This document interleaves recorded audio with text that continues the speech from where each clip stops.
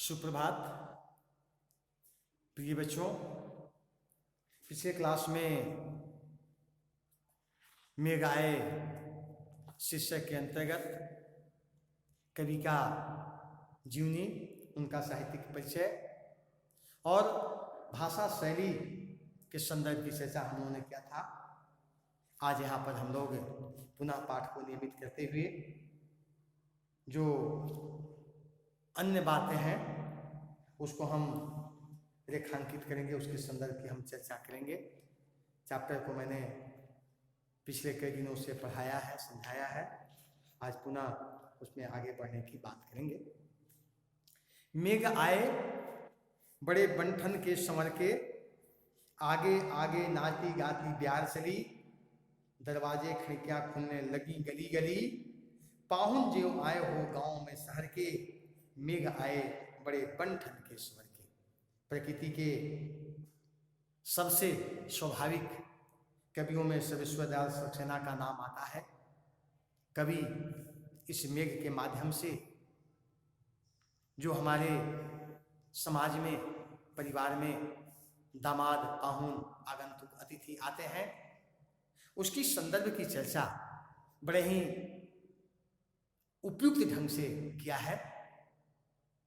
जब हम अपने मेहमान नवाजी के लिए जाते हैं तो हमारी तैयारी कैसी रहती है, और जब प्रकृति के प्रांगण में मेघ आता है तो वह किस रूप में आता है, इन दोनों बातों को यहाँ पर रेखांकित कवि ने किया है।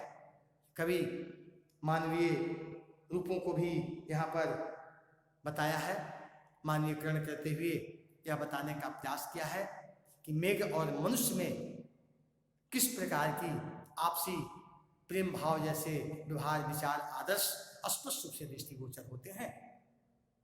मेघ आए बड़े बंठन के स्वर के। आप जानते हैं भीषण गर्मी से, उष्णता से निजात पाने का एकमात्र साधन मेघ के आने के उपरांत बारिश है। मूसलाधार बारिश होती है, धरती की जो प्यास है, तृष्णा है, वह बारिश समाप्त करती है। पूरी की पूरी प्रकृति तब भीषण गर्मी से व्याकुल होती है। वह काफी प्यास से व्यथित और परेशान होते हैं।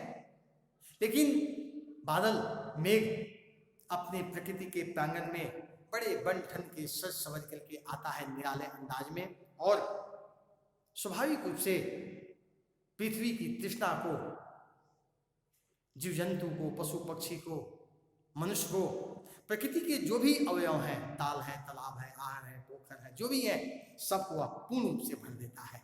लेकिन आने की सूचना कौन देता है और कैसे देता है, उसके संदर्भ की चर्चा भी बड़े मनोहारी ढंग से कवि ने किया है। आगे आगे नाचती गाती ब्यार चली। आपको याद है मेघ जब आकाश में काले काले बादल छा जाते हैं, उससे पूर्व बड़ी हवा चलती है, वह मेघ की आने की सूचना देती है। उसे भी आनंद है, उसे भी खुशी है, उसे भी प्रमुदिता है कि मेघ आ रहे हैं। इसलिए उसके आने के खुशी में वह क्या करती है, नाचती है, गाती है, प्रसन्न चित्त भाव से उसके स्वागत के लिए वह तत्पर है। हम भी जब कभी कोई आता है तो हम बड़े सम्मान आदर के साथ स्वागत के लिए तत्पर होते हैं। वह आता भी है तो सज धज करके आता है, सज संवर करके आता है, और इस प्रकार से हम उसका स्वागत और सम्मान में कोई कमी नहीं छोड़ते। दरवाजे खिड़कियां खुलने लगी गली गली। दो कारण है। अगर कोई आगंतुक हमारे घर आता है तो हमारी मर्यादित जो महिलाएं हैं, वे दरवाजे खिड़कियों को खोलकर उनको निहारती हैं, देखती हैं, स्वागत के लिए तत्पर होती हैं। लेकिन प्रकृति के प्रांगण में जब हवा आती है तो उसके वेग से ये दरवाजे खिड़कियां खुलने लगती हैं, और नहीं तो हम क्या करते हैं, दरवाजे खिड़कियां उन शीतल वायु के लिए खोलकर रखते हैं, ताकि उष्णता से निजात पाने का यही एकमात्र संपूर्ण साधन है। और उस साधन के चलते ही हम उन दरवाजों खिड़कियों को खोलते हैं। दोनों भावों में यह बात परिपक्वता के साथ स्पष्ट है कि हम किस प्रकार से उनको सम्मान देते हैं, स्वागत करते हैं, आदर करते हैं। पाहुन जो आए हो गांव में शहर के, मेघ आए बड़े बंठन के संवर के। पाहुन यहाँ पर दामाद शब्द, दामाद का यथार्थ जो रूप है परिवार में, गांव में, समाज में, ग्रामीण परिवेश में बहुत महत्वपूर्ण होता है। उनकी आदर्श को, उनकी मर्यादा को, उनके स्वागत सम्मान को निश्चित रूप से मानवता की एक बड़ी सम्मान देने की बात बताई जाती है, कही जाती है, और यह आज भी प्रचलित है। आज भी अगर कोई मेहमान, आगंतुक, अतिथि आता है, ऐसे भी हमारा देश अतिथि देवो भव की जो प्रेरणा है उसे काफी प्रेरित है। हम सभी अपने अतिथियों के प्रति सम्मान भाव से स्वागत करते हैं, उनका सम्मान देने का प्रयास करते हैं। आप देखिए, जब कोई भी व्यक्ति हमारे घर में आता है तो उसके प्रति जो हमारी आदर करने का, स्वागत करने का, मान मर्यादा को स्थापित करने का जो रूप स्वरूप है वह निश्चित रूप से उपयुक्तता का, सम्मान का स्पष्ट रूप से द्योतक बन जाता है। कवि उसे पाहुन के आने के पश्चात जिस परिपक्वता का अवलोकन हमें करना चाहता है वह यही है कि उनके आने के पश्चात गांव के सभी लोग उन्हें स्वागत सम्मान करते हैं, क्योंकि वे बड़े बन-ठन के सज स्वर करके आए हैं और उनका स्वागत सम्मान होना बिल्कुल लाजमी और स्वाभाविक है। पेड़ झुक झांकने लगे, गर्दन उचकाए, आंधी चली धुल भागी, घाघरा उठाए, बाकी चितवन उठा, नदी ठिठकी, घूंघट सरकाए, मेघ आए बड़े बन-ठन के सवर के। प्रकृति का इससे सुंदर चित्रण और क्या हो सकता है। कवि हमें बादल के आने के पश्चात पेड़ों की जो प्रकृति है उसके संदर्भ की चर्चा की है। पेड़ कभी ऊपर उठ करके, कभी नीचे झुक कर करके क्या करते हैं, उन मेघ को आने के पश्चात स्वागत में लगे हुए हैं। आप देखते हैं मेघ के आने के पूर्व आंधी बड़ी जोर से चलती है, पूरा का पूरा बवंडर बहुत ऊपर तक दिखाई पड़ता है।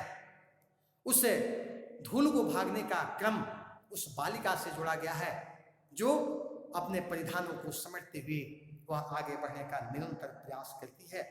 वास्तव में यह जो दृश्य है बहुत ही अनुपम और सौंदर्य से युक्त है। कभी कभी हम इन दृश्यों को ठहर कर, रुक कर करके अवलोकन करने का प्रयास करते हैं, देखते हैं, और इसकी तुलना नदी से कर करके कभी यह बताने का प्रयास किया है कि उसकी जो प्रासंगिकता है प्रकृति में वह निश्चित रूप से उत्कृष्टता का द्योतक है। नदी सबसे अधिक पानी के प्यास के लिए तत्पर है। वह रुक करके, ठहर करके इंतजार करता है मेघ आए और मेरे पानी से दोनों किनारों को लबालब भर दे। वह अपनी घूंघट को हटा करके आकाश को देखता है और उसको आने के इंतजार में स्वागत के लिए तत्पर होता है। जिस प्रकार से हमारे गांव में महिलाएं किसी के आने के पश्चात बड़ी मर्यादित भाव से अपने घूंघट को हटा करके अपने आदर्श के साथ, चैत्य के साथ, उदारता के साथ, मानवता के साथ, परिपक्वता के साथ अपनी बातों को रखती हैं। स्वाभाविक रूप से यहाँ पर कवि मानवीय अलंकार कर करके यह बताने का प्रयास किया है कि किस प्रकार से हमारे समाज में हम लोगों को सम्मान प्रस्तुत करते हैं, ठीक प्रकृति भी अपने उन सभी अवयवों को एक उपयुक्त आदर्श के साथ, मर्यादा के साथ स्वागत के लिए तत्पर रहता है। उनका जो प्रकृति के प्रांगण में बन-ठन संस्वर करके आए हैं और उनका सम्मान और स्वागत कर करके प्रकृति के सभी अवयव आह्लादित हैं। क्यों न हो, मेघ के बरसने के पश्चात हमारी संपूर्ण तृष्णा समाप्त हो जाती है। हम जिस चीज की सबसे अधिक आवश्यकता महसूस करते हैं वह हमें पूर्ण रूप से प्रदान करता है। और इस प्रकार से हमारी जो प्रकृति होती है, कौन सी प्रकृति, किसी चीज को प्राप्त करने की प्रकृति, वह समाप्त हो जाती है, उसका एक अलग स्वरूप बन जाता है और एक नूतनता के साथ नवीन चीज हमारे सामने आ पाती है। इसलिए मेघ जो है ये किस प्रकार से आए, हमारे आगंतुक किस प्रकार से आए, उन सारे संदर्भों की चर्चा प्रस्तुत पंक्ति के द्वारा की गई। फिर नेक्स्ट जो बचा हुआ अपने क्लास में किया जाएगा।